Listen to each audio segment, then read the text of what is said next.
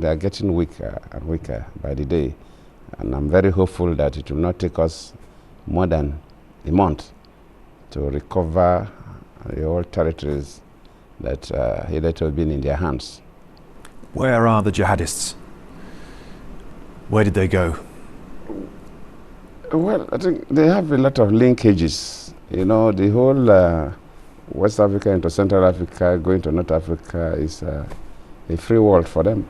But what I mean is, as they were chased out of these towns and villages, where do you think they've gone to now?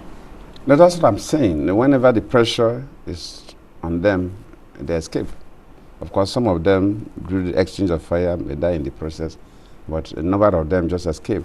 Some of them even sneak back to reintegrate into the civilian population because they are Nigerians. The hope, of course, has always been for the families of the 219 abducted schoolgirls from Chibok. Their hope has been that this operation would find them alive. But this week we're told by the military that there's no clues at all as to where they are. If that is what the military tells you, then of course you have to take it. But we ask that question every day. We are looking up to, we have not seen dead girls. That is the good news. So I believe they are still alive. I believe we'll get them. Do you know where they are? I know I can tell you where they are. We are suspecting that they may be in Sambisa forest.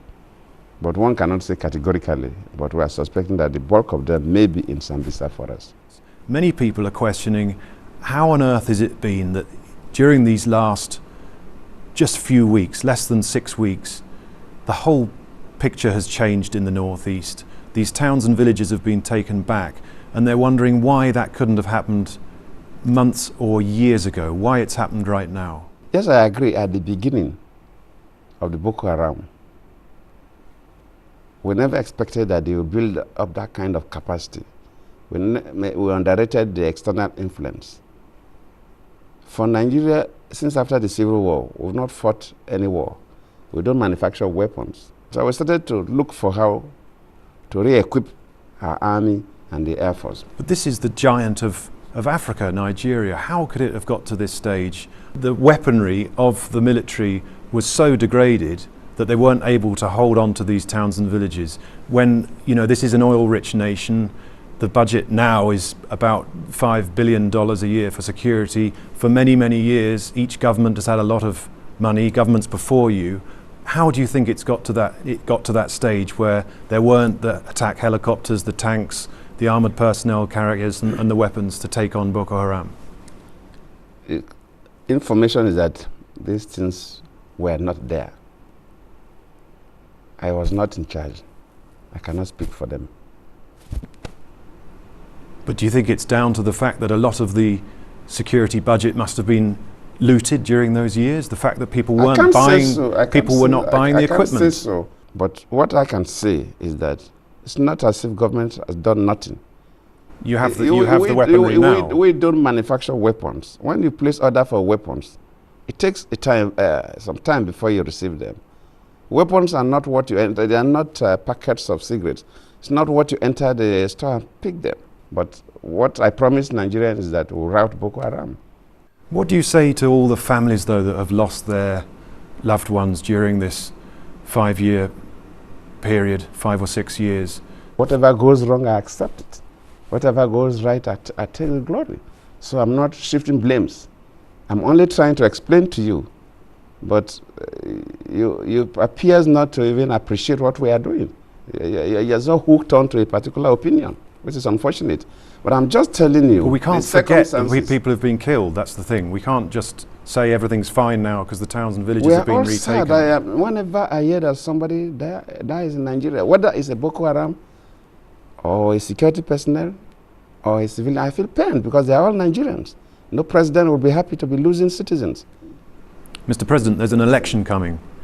Can you win it? I will surely win it. You'll surely win it? Yes. And what are you basing that on? Of course, the support base. PDP, my party, is still the strongest party. There's no polling unit, because that is where you go and cast your vote. There's no polling unit in Nigeria that you don't have PDP members. No other party has that structure. Yes, some parties have followership in some parts of the country, huge followership in some parts of the country. But in terms of spread, no party, no other political party has that spread that PDP has. But there are still suggestions that there are efforts to try and get rid of the head of the Electoral Commission. I'm not saying you're doing it. Maybe people who are benefiting from your presidency, maybe people who are connected to the government in one way or another, they're scared of losing power. I don't think so.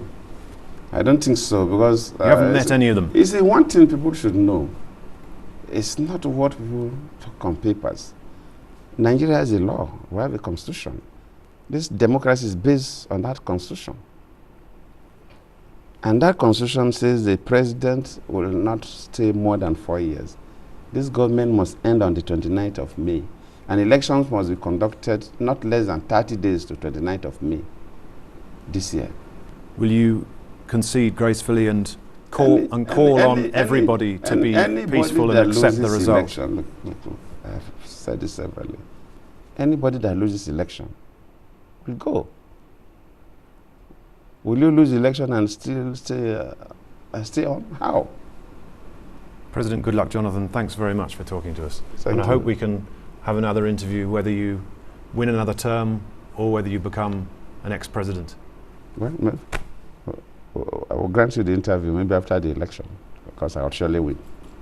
Thank you, sir.